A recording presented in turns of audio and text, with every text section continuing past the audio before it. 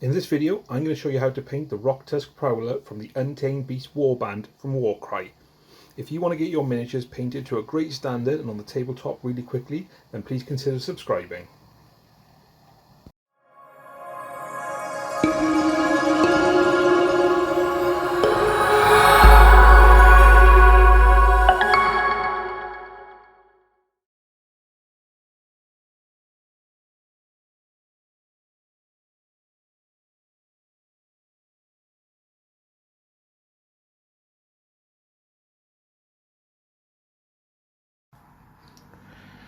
Okay, Rocktusk Prowler. Absolutely love this model. A cross between a ram, a lion, and who knows what else. So we're going to start off with the fur. So it's Celestra Grey to start with. It's over a Zenithal Prime coat as usual, just to give us a little bit more extra depth on the back side. So just cover all the fur in Celestra Grey. Got it on the wet palette. I've just added a tiny little bit of water to it so it's not massively thinned. If it was really thin, then it would just run into all these recesses like a wash, and it'd take a lot more coats to get done. And the reason we're doing it first is because we can get it done out of the way, and then we don't have to worry about it, and we don't have to be overly tidy with this coat, because if we do it last and we've already done all the brown on the body, we've got to start to get really tidy and be really careful with when we start to put our colours down for the main flesh area. One area not to forget either is just on the back legs there, the small furs. Just make sure you get those. So I'll go ahead and finish the rest of this, and then we'll come back and we'll shade it. Once that Celestra Grey is dry, we're going to just put a wash to run all over it, and we're going to go with Agrax Earthshade. So we can just pop it in there, make sure you get it in the recesses. It should give you a nice hard line with the face as well. So just take your time and work it in. I've gone with Agrax Earthshade because it'll give a nice earthy real life feel to the model. This isn't a model that's some magic lion.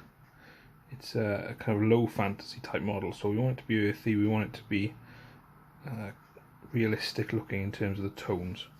So I'll finish this, let it dry, and then we'll come back and highlight the mane and the fur on the back. So once the wash is dry, I'm just going to dry brush with some Ulthuan Grey. So you see I'm using this is actually a makeup brush because they're really cheap, and I find them absolutely fantastic for dry brushing. I'll put a link in the description for the ones I use, but you can get them pretty cheap anywhere. I'm just going to focus on these higher areas and the back legs here.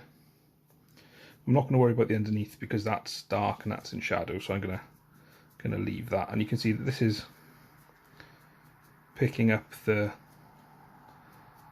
mane quite nicely, and that actually looks really good and really earthy. So you can go in and put another light dry brush of white scar, but I'm happy with that. Really simple, really straightforward. Just a little bit on this little goatee there. Okay, and then we'll come back and we'll get the main part of the body done next. Okay, let's get to the main body of the Rocktusk Prowler. We're going to do the top half first, which is the lighter half. I'm going to use Kislev Flesh for this, and I haven't really watered this down very much at all. So we're just going to get this on and work it all over the model. Just be really careful when you come to these bits that you've already done of the fur. Just work it in there and around.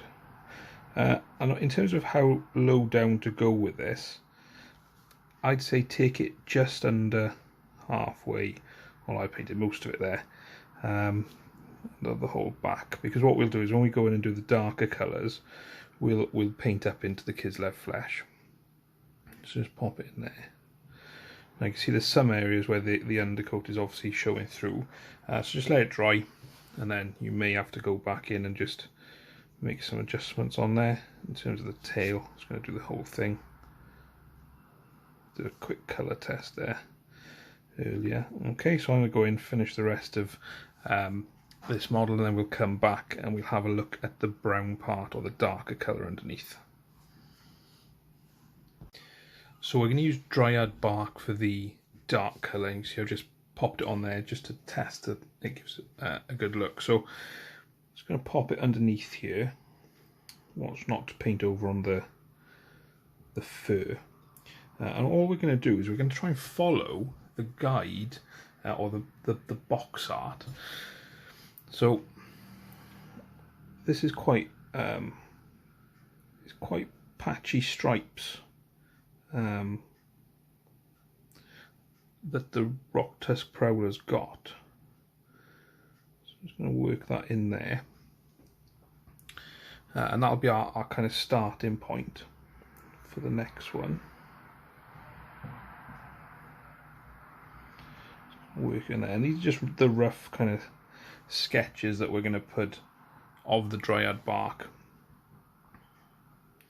And what we'll do is, once we've kind of got them in place, we'll go back and we'll tidy them up. But it's just good to get a good starting point. So that's looking okay based on the box art.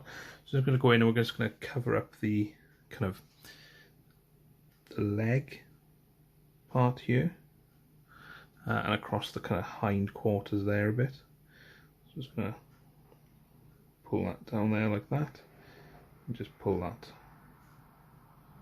part there. So we've kind of got these kind of jagged lighter parts, which is what the model's got. Now you can see it's quite thin, so probably going to have to go back and just let it dry before we add a second coat.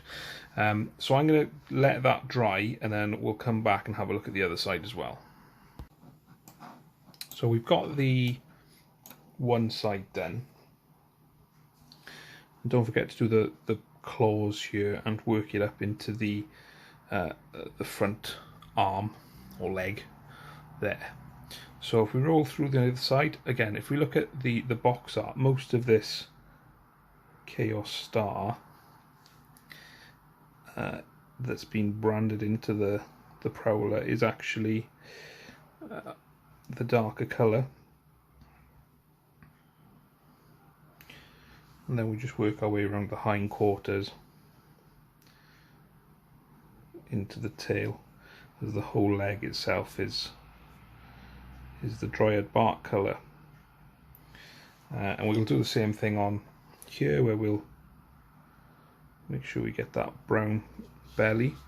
We'll be careful not to get in touch with the fur we've already put down there. And then we're just going to copy the pattern from the box art. So we're going to put our kind of first one in here, and don't worry if you get too much paint in one place like I just did, because ultimately we still want this to look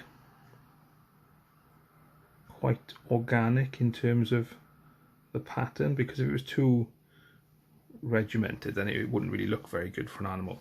So I'm going to go ahead and finish the rest of this side of the model, and don't forget the face, and we'll come back and have a look at how we're doing.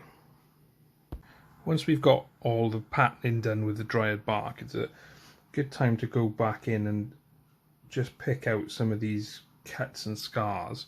So I'm using Pink Horror for this, just with the point of my brush, and we've got one there, just with the tip of the brush to it and let the paint run off. We've also got this Chaos Star here, so just work the paint into it with the sharp end of the brush. And the reason I'm saying to do this now is because if you do accidentally come out to the lines, you can obviously just go and fix it with Dryad Bark if you need to.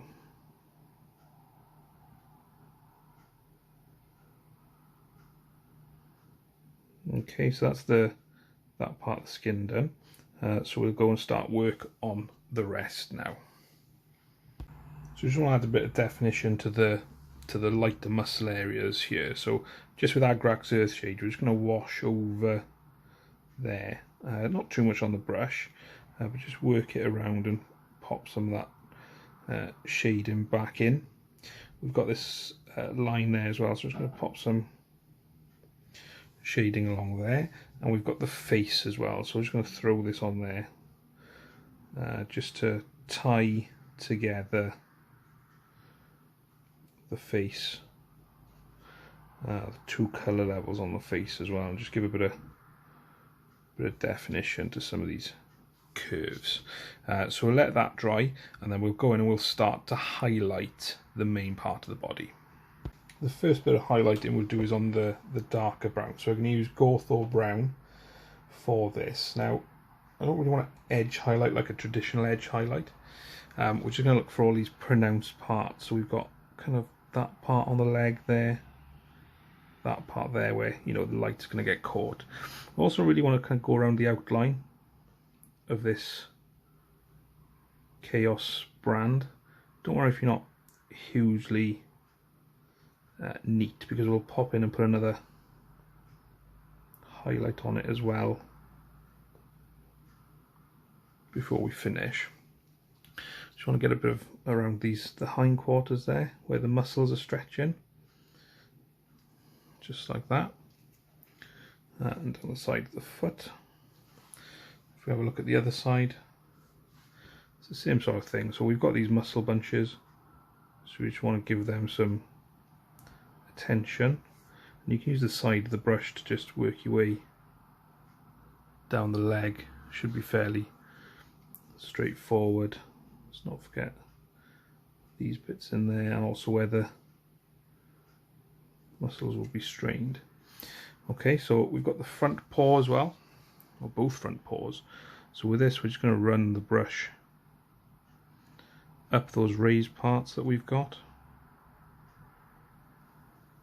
Nice and straightforward. And also this side.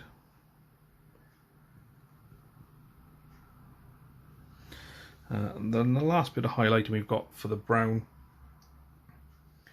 is the face. So we've kind of got the bottom lip here, top lip just around there, and just work your way back towards the lighter brown. Don't worry too much if you're, because what we want to do is you want to tie together those two colours. If we have a look at the body of the Rocktusk Prowler as well, there's probably a follow the shape there, so we're just going to put a thick highlight through the fur this side, maybe a highlight along the tail there as well, just on the brown bits, and same on this side.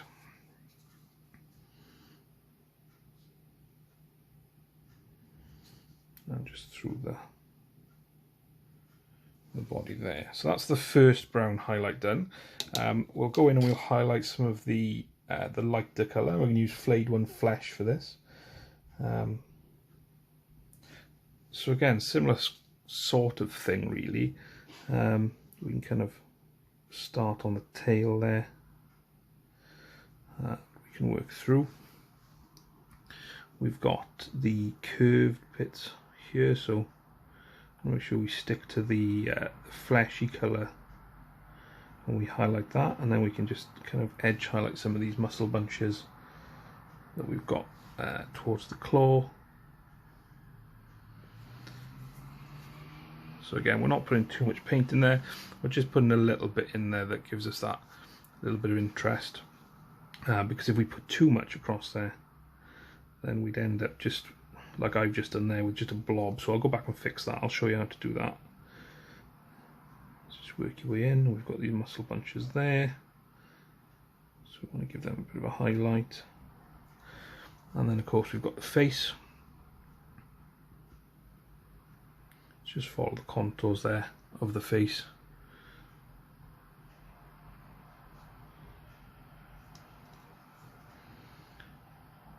Just highlight it up, because this is one of the focal points of this model, it's really important that we get that right. Okay, so let me just go back and have a look at this blodge I put on the back of the tail. So what I'm going to do, a little bit of Dryad Bark. I'm just going to reinstate the kind of shape there, and there we are, job done, that's fixed. Okay, so we'll have a look at the final highlight for the skin. Now we're going to use Baneblade Brown for this, and this is for the darker brown part. So we're not going to use too much Baneblade Brown. This is just kind of like for a spot highlight. So what we're doing is we're looking for those places where we've already got a little bit of a highlight. So we're not going to put too much on our brush. So for here, for example, we're just going to touch it in there, pull it around here, maybe across the tail, like that, maybe across the belly. This is a real thin line we're using there. We're not actually using a thick line at all. So just work your way around the model and pop them in where you think is relevant. We'll put a little on the claws here as well. So this just adds that bit more interest. And of course we want to get some on the face as well. So make sure we've highlighted that and the lip. And the reason we've left that part there lighter is because that's kind of like a darker colour for the nose. Just going to work it around here. And what we want to do as well is we want to put this around where we've got some of these cuts and scratches. So again, just using the tip of the brush, being really careful, just highlight that scratch. And the same here then. So remember I said last time that we're going to come back in, real nice thin highlight with the Baneblade Brown on the upper edges and the upper surfaces. There we are. So I'll just double check that I've got all the parts, and then we'll come back and we'll start to have a think about the bone areas. I want to get all the bone areas done now, and you can see I've already base coated some of them. Basically the video didn't record properly, so we missed me painting the Karak Stone. You instead would have had a nice video of me faffing about getting stuff done. So with the Karak Stone, like I said, I'm just going to go back over where we've not quite got the coverage we want, but we're basically looking at these areas here, which are the big horns. We've got the little teeth coming out there. We've got the tail areas as well, and also these parts here. So I'm going to let those dry, and I'll come back and we'll shade them, and then we'll highlight them back up and get those bits finished. Okay, so we're going to get the bone areas shaded now. We're going to use Nuln Oil for this because we want kind of dark colour to shade up from. So just work that Nuln Oil all the way around the bone. Take your time, especially when you come to the fur parts, because you don't want to run it into there and ruin any bits you've already finished. Just get it over the kind of teeth area as well, top and bottom, and on the tail. So I'm going to finish up with this, and then I will come back and we'll start to highlight up all those bone sections. Right, so the Nuln Oil is dry now, so we're going to go back in with Karak Stone and just highlight. Now again, we're going to try and let the model do most of the work for us, because we don't want to try and paint straight lines where we don't have to. Let's just use the angle of the model.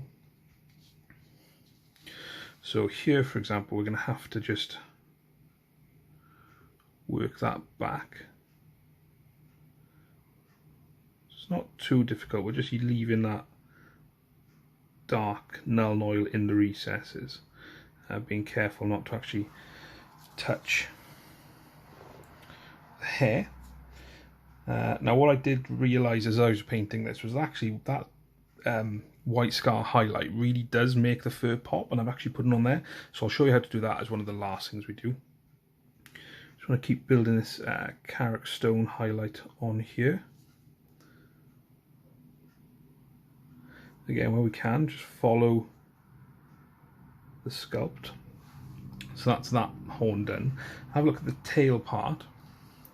So for the tail, again, we're going to do exactly the same. We're just going to work the Karak Stone along the angles of the sculpt, because this just gives us the impression that we've got a really sharp bit of bone that's been strapped onto this guy, so that he can do a bit of damage with, if he so chooses. So I'll go in and finish the rest of the bone highlight like that, and we'll come back with the last bone highlight to really make them pop. Once we finish that first Karak Stone highlight, the next one we're going to do is White Scar, and this really is just to the highest points, just to kind of really map onto the model where these horns are, and just give the impression of sharpness. Really easy, really straightforward, and really effective in terms of getting a nice highlight. So we'll do the other side as well. It's really important that you don't have too much paint on your brush doing this, because White Scar likes to kind of try and get away from you a little bit, and it's really easy to put too much on, which means you just gotta go back and kick it back. You see a poor brush control there from me, so I'm gonna go back in and just take some Karak Stone just to tidy that mistake up. Right, and that'll dry quite solid there. So same sort of thing all the way around the rest of the bones, and then that is that part complete. We'll go back, we'll have a look at the strapping, the claws, and we're pretty much done. So while we're on this stage, I'll just go away and show you how to get that extra white highlight on the mane, which really does give it that little bit extra. So you're just looking for the raised areas of the hair, so just work it in like that, and over the top here. It's a really nice way of just adding some separation to the mane. I keep wanting to call the white paint Skull White, which is the old version that has been on sale for a very long time. It's actually White Scar I'm using there, so you can work it back on just the tops of this bit here as well. So it just gives you that extra little highlight, and he's looking pretty good, pretty angry. So the next bit we'll have a look at is some of the strapping. So I'm just going to go and prep the paint for that, and then we'll come back and have a look at how to do it. So for the strapping, I'm going to use the Snakebite Leather contrast paint. But to do that, the first thing I need to do is get this strapping back to a neutral colour. So I'm going to use Grey Seer, which is the contrast primer. This is the pot version of Grey Seer. And I'm just going to work it on, being really careful not to get it on any of the points I've already painted. The main reason I'm going to use Snakebite Leather is because I think it's a really nice colour. And it'll just add a little bit of interest, because this is obviously a theme of the Untamed Beasts. There are lots of earthy colours, and where you've got lots of earthy colours, you don't get that much contrast in the paint. Now, I feel like I'm saying contrast all the time, whether it's the contrast paint or whether it's in what I mean in this sense is getting contrast between colours on the models that actually looks pretty good. So I'm going to do it on the tail. So let that dry and have a look at how it looks. And then once that is dry, I'm also going to do it on the kind of the leather band we've got going around the arm here, and also the strapping we've got on the claws there. So I'm going to go away and finish that and come back, and we'll start the Snakebite Leather. Once the Grey Seer is dry, it's pretty easy to add the Snakebite Leather. Just paint it on straight over the Grey Seer. Make sure you don't go over the bone work that you've already done, but make sure you cover up all the Grey Seer you've painted on there. And the reason I say that is because what I found with contrast paints is actually it's really easy to get marks because you've not actually painted it over everything. So that's the Snakebite Leather on there. Let's just work it onto the strapping on the paw here. So again, it's really easy, straight on.